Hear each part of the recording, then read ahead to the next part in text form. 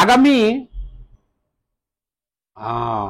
18 ঘন্টার মধ্যে কি বাংলাদেশ ভারত দখল করে নিবে এবং বাংলাদেশের নাম যদি বাংলাদেশ থাকেও এটা কি 8 সিস্টার হয়ে যাবে?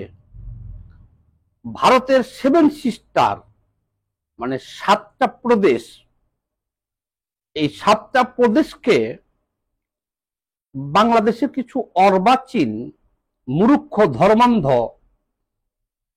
তারা খেয়ে ফেলতে চাচ্ছে।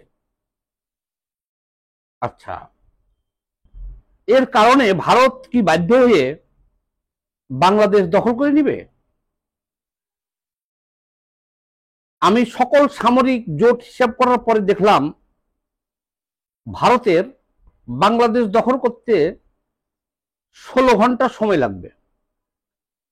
16 ঘন্টার মধ্যে ভারত টোটাল বাংলাদেশ দখলে নিয়ে এটাকে 7 সিস্টারের সাথে অ্যাড করে দিয়া 8 সিস্টার নাম দিয়ে দিতে পারে। এবং বিশ্বস্ত সূত্রে আমি খবর পেয়েছি ভারত এই ব্যাপারে প্রস্তুতি নিতেছে। এখন আমি যে কথাটা বলতে চাই, কিছু ডকুমেন্টস আপনাদেরকে দেই। ডকুমেন্টস গুলো হলো, আচ্ছা, বাংলাদেশ একটা স্বাধীন সার্বভৌম রাষ্ট্র। এর আগে বিএনপি ক্ষমতায় ছিল, জাতীয় পার্টি ছিল, এখন ফ্যাসিস্ট শেখ হাসিনাকে ক্ষমতাচ্যুত করেছি আমরা লড়াইয়ের মধ্যে। আমি 16 বছর যাবৎ এই ফ্যাসিস্টের বিরুদ্ধে লড়াই করে আসছি, জেল খাটছি, অনেক নির্যাতনের শিকারও হয়েছি আমাদের দল। যাই হোক, ওটা ব্যাপার না, কিন্তু কথা হলো কি যে আমরা ফ্যাসিস্ট শেখ হাসিনাকে ক্ষমতাচ্যুত করেছি, সে পালাইয়া দেশ থেকে বাধ্য হয়েছে, ভারতে আশ্রয় নিয়েছে। বাংলাদেশে যারা আছে তাদের আমরা বিচার করব। কিন্তু এখন একটা দাবি উঠছে, সে দাবিটা হলো কি যে ভারতের, বাংলাদেশ তো আমরা ফ্যাসিস্ট উচ্ছেদ করছি, এখন ভারতের যে 7 সিস্টার রাজ্য আছে আমরা সেটাকেও স্বাধীন করে ফেলবো এবং দখলে নিয়ে ফেলবো ভারতের। এটা এক ধরনের স্লোগান ঢাকা বিশ্ববিদ্যালয়ে চলতেছে। আমি আগে আপনাদের দেখাইনি, তারপরে কথা বলতেছি। খুব গুরুত্বপূর্ণ লাইভ, এটা খেয়াল রাখেন, দেখাই।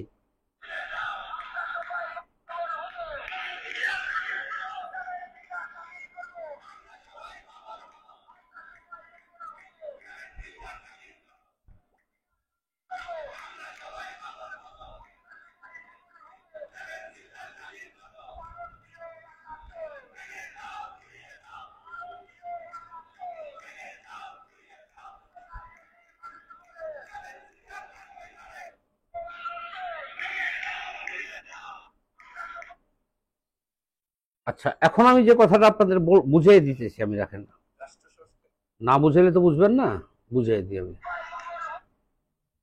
আমি বুঝিয়ে দিই, 1টা সেকেন্ড অপেক্ষা করেন, আমাকে সময় দেন, আমি ক্ষমা পাচ্ছি, 1টা সেকেন্ড সময় দেন।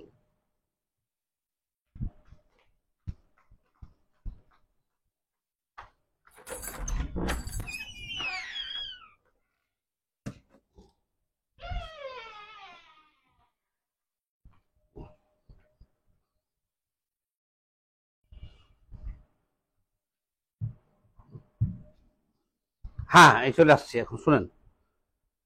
1 2 3 4 5 6, বাস পেয়ে গেছি। এখন শুনেন আপনারা, আমি বলি।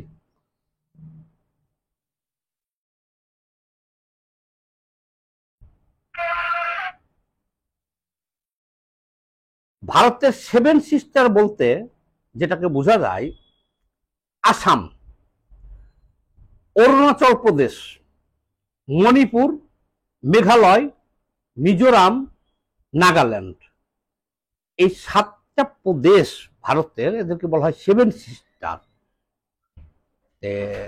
ভারতের সাথে তারা সব সমন্বয় আছে। তাহলে ভারতের এই 7টা রাজ্যে ভারতের যাইতে গেলে মানে ওই দিক দিয়ে ঘুরে যেতে হয়, কিন্তু বাংলাদেশের ভিতর দিয়ে যেতে গেলে একটু সময়টা কম লাগে, হয়তো 3 ভাগের 1 ভাগ সময় লাগে। এখন এই সুযোগটা কাজে লাগাইয়া বাংলাদেশের এরা স্লোগান দিল কি, এরা এখন 7 সিস্টারও দখল করে নিব। মানে তাদের বাবর 2004 সালে যে বাবর 10 ট্রাক অস্ত্র পাঠাইছিল, এটা উদ্ধার হয়েছে বাংলাদেশে। যে ভারতের বিচ্ছিন্নতাবাদী বা স্বাধীনতাকামী যারা আছে, এদেরকে অস্ত্রগুলো দিলে 7 সিস্টার ভারতের থেকে আলাদা হয়ে যাব। আমি স্পষ্টভাবে দ্ব্যর্থহীন ভাষায় বলতে চাই, ভারত একটা পারমাণবিক শক্তিধর রাষ্ট্র এবং পৃথিবীর মধ্যে যে 1 নম্বর পরাশক্তি আমেরিকা, সে ভারতকে জমা খরচ দিয়ে চলতে হয়। কথাটা বুঝেন। এই যে স্লোগানগুলো দিল যারা, যে আমরা সবাই বাবর হব, 10 ট্রাক করে অস্ত্র পাঠাবো, 7 সিস্টার দখল করে নিব, আমি চ্যালেঞ্জ করে বলছি যে 7 সিস্টার দখল করতে যে বাংলাদেশ হয়ে যাবে হলো 8 সিস্টার। ভারত যে কোনো মুহূর্তে 16 থেকে 18 ঘন্টার মধ্যে বাংলাদেশ দখল করে নিতে পারে, সেই সক্ষমতা ভারতের আছে। আপনারা কি জন্য ফাল পাচ্ছেন যে আমাদের পাকিস্তান বাপে সহযোগিতা করব, চীন সহযোগিতার পর লড়াই হব? হ্যাঁ, হবে। ভারত তো 18 ঘন্টার মধ্যে বাংলাদেশ দখল করে নিয়ে এটার নাম দিয়ে দেবে 8 সিস্টার, এবং আপনি পাকিস্তানের সাহায্য পাবেন, চীনের সাহায্য পাবেন, লড়াই চলবে। সেই লড়াই 100 বছরও শেষ হবে না, 100 বছর লাগবে সেই লড়াই শেষ হইতে। কারণ পৃথিবীর রাশিয়া ব্লকের যারা আছে সমস্ত সবাই ভারতকে সমর্থন দিব, চীন ব্লকের যারা আছে সবাই বাংলাদেশের সমর্থন দিব, যুদ্ধ চলতে থাকবে। এতে কি হবে, বাংলাদেশের লক্ষ লক্ষ কোটি কোটি মা বোন শিশু আবাল বনিতা সবাই হত্যাকাণ্ডের শিকার হবো, মারা যাব। কিন্তু বাংলাদেশ নামক স্বাধীন রাষ্ট্র আর ফিরে আসবে না। নয়া মাঙ্গে বাল জ্বালাইলে যা হয় আর কি না। আমরা ফ্যাসিস্ট শেখ হাসিনা সরকারকে উৎখাত করছি, এটা আমাদের অভ্যন্তরীণ ব্যাপার।